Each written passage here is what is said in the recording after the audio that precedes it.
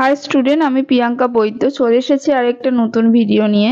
তো আজকে আমরা আলোচনা করব তোমাদের যে কাউন্সেলিং প্রসেস স্টার্ট হবে জুলাই মাসে, যেটা স্টার্ট হওয়ার কথা, সেই কাউন্সেলিং প্রসেসের চয়েস ফিলিং কিন্তু একটা গুরুত্বপূর্ণ ব্যাপার।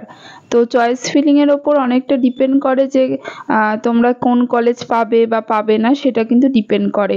তো এই চয়েস ফিলিংটা নিয়ে আমি একটু আলোচনা করব। প্রতি বছরই আমি আলোচনা করে দিই, তোমাদের কাউন্সেলিং প্রসেস স্টার্ট হওয়ার আগেই আমি আলোচনা করে দিই। তো এই বছরের জন্য আমি নিয়ে চলে এসেছি। তো দেখো, চয়েস ফিলিং এ কিন্তু কোন রকম ভুল করা যাবে না। কলেজ ওয়াইজ যেটা আছে সেটা তোমাদের নাম্বার, কে কত নাম্বার পাচ্ছ এবং তোমাদের সেই অনুযায়ী কিন্তু কলেজ ওয়াইজ আমি আরেকটা ভিডিও বানিয়ে দেবো।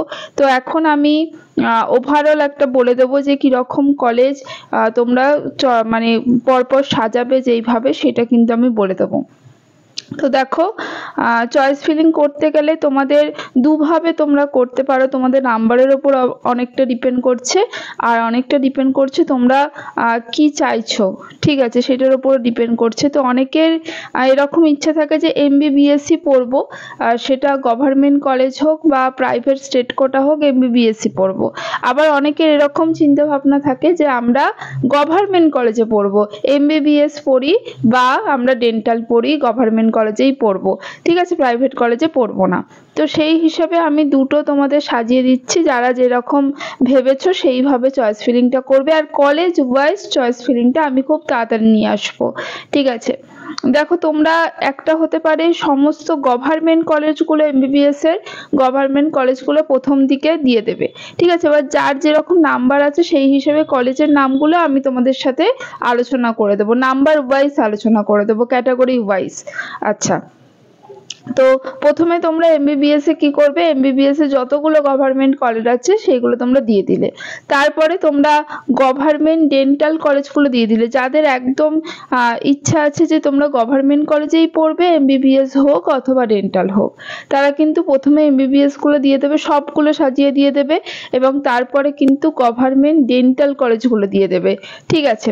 তারপরে তোমরা প্রাইভেট যে মেডিকেল কলেজগুলো রয়েছে, প্রথমে এমবিবিএস দেবে এবং তারপরে আবার তোমরা ডেন্টাল যে কলেজগুলো রয়েছে, প্রাইভেটে যেগুলো রয়েছে, সেইগুলো কিন্তু তোমরা দিয়ে দেবে, ঠিক আছে। তো এইভাবে একটা সাজানো যেতে পারে। আরেকটা সাজানো যেতে পারে, দেখো, তোমরা সমস্ত গভর্নমেন্ট এমবিবিএস কলেজগুলো আগে দিলে, তারপরে প্রাইভেট মেডিকেল কলেজে যে এমবিবিএস কলেজগুলো আছে আর কি, প্রাইভেট মেডিকেল কলেজ স্টেট কোটার জন্য বলছি, সেই কলেজগুলোর নাম আগে দিয়ে দিলে।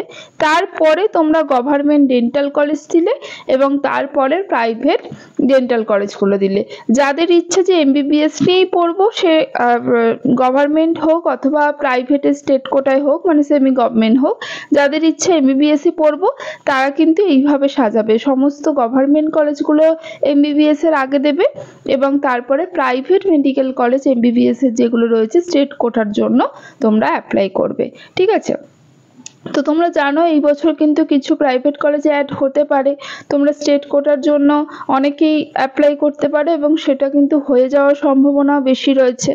তো সেই হিসাবে তোমরা কিন্তু সিকোয়েন্সটা এইভাবে মেনটেন করতে পারো।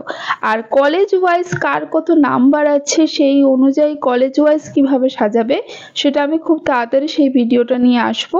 তো একটা ওভারঅল তোমাদের আমি বলে দিলাম, এইভাবে কিন্তু সাজানো যেতে পারে, দুভাবেই যেতে পারে। তোমরা যেটা তোমাদের ইচ্ছা আর কি, সেটার উপর ডিপেন্ড করে এইভাবে সাজাবে। এবার কলেজ ওয়াইজ ভিডিওটাও আমি খুব তাড়াতাড়ি নিয়ে আসবো। আজকের মতো টাটা।